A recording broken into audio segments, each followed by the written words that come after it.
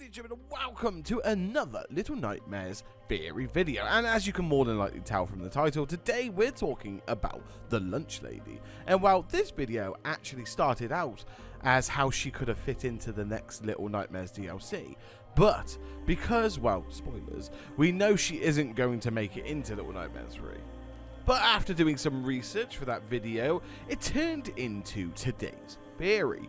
So, before we get into the theory, I wouldn't be a YouTuber without reminding you that if you enjoy this type of content, make sure you hit subscribe with notifications on, so you can be notified when I next talk about Little Nightmares and other games.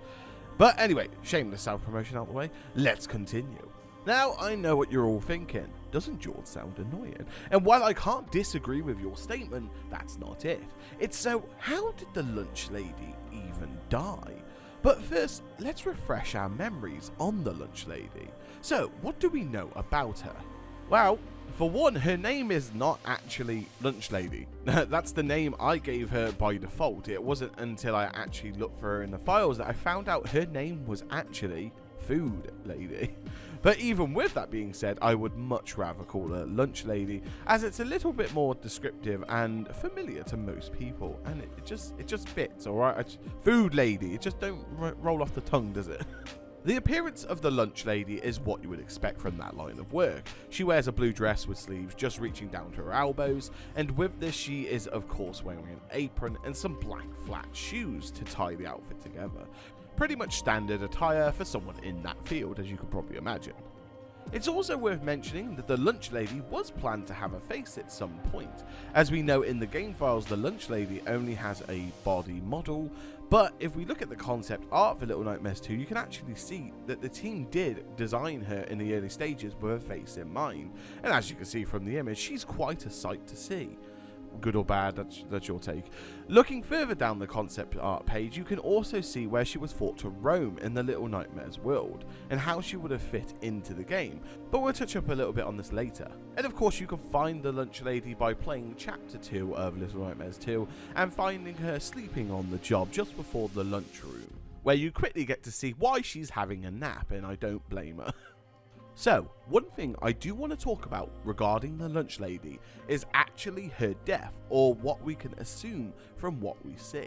So, what do I mean by this? Well, let's do a little theorizing, as we know what we do on the channel, on how she came to her demise. So, from entering the room, we know that there is a glitch child waiting, sat on one of the containers, and the container that the child is sitting on looks to be a freezer. This, I believe, implies that the child had something to do with the death, or saw the whole commotion, or was even affected, and also a possibility that of course they died in that room.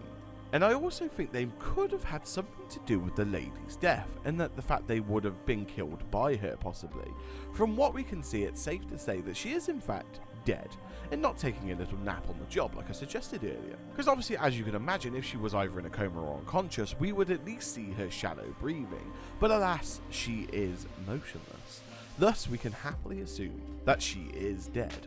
Aside from this, one interesting thing to note is actually how her body's laid out, and also inside the container it looks as if it held meat inside, and that we can see it next to the Lunch Lady. There are like a good few cuts of meats and even a sausage next to her hand, and the way the sausage is placed, it looks as if she's had it in her hand when she died.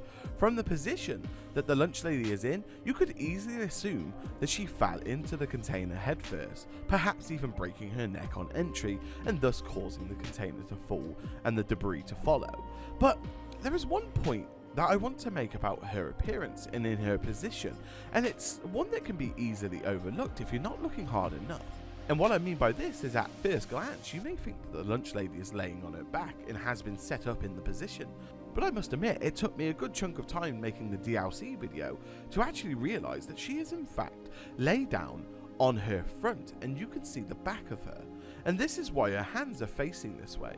We also know this because the apron design, again, at first glance, you would assume everything is in order, but it turns out this is the back of the apron. And we know this because the strap goes to the back of the apron, and we can confirm this by referring her concept art designs. And as you can see them, the front of the design looks a lot different from the back, confirming our suspicion. But her death still doesn't really sit well with me, and let me tell you why.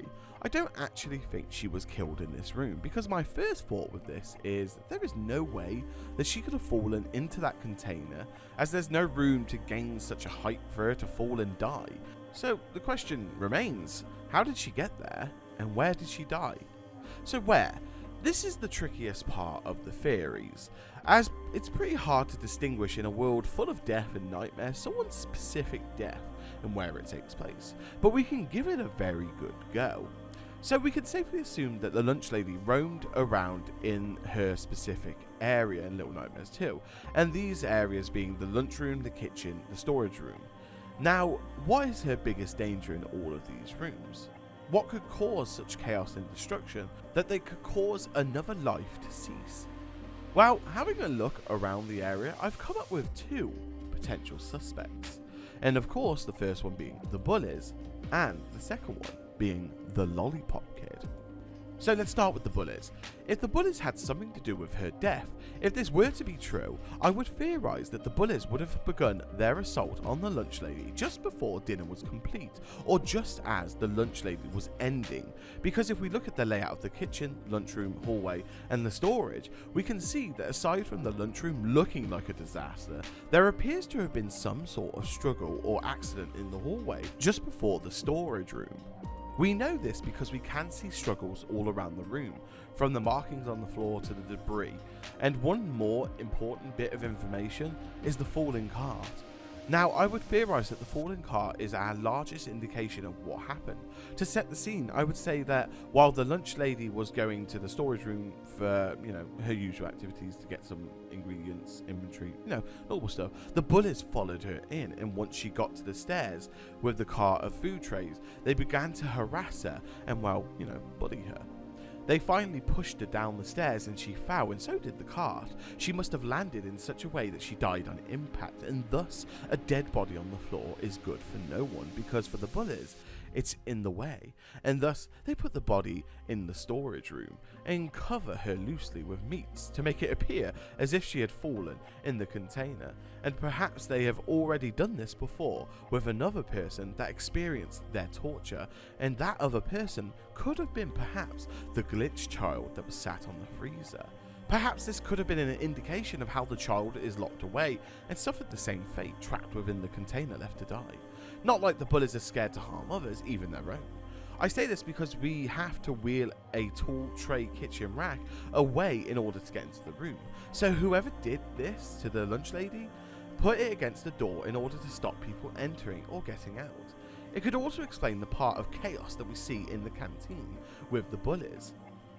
We know they obey authority as they do with the teacher, but now they know the lunch lady isn't around, nothing stops them from being able to be them bullying selves. And then that leaves us with the second possibility. Could it have been the Lollipop Kid?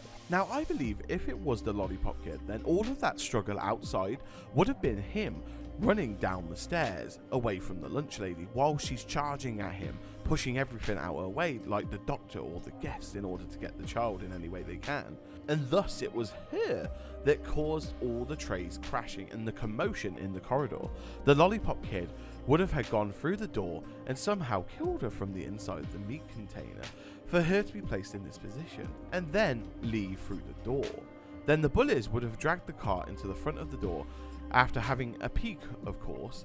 I say this because the bullies must know the lunch lady is no longer there because of their chaotic behaviour in the kitchen and canteen, and this is how the tray comes to be in front of the door again. But anyway, ladies and gentlemen, that is my wacky thought theory on what happens to the lunch lady and how she dies. Let me know what you think in the comments below, what you think specifically could have happened to her. If there's any detail I missed, let me know. If there's anything I didn't include, let me know. But as usual, if you want to support the channel and myself, make sure to hit subscribe, like, and comment, as it really does help in these stressful times of YouTube.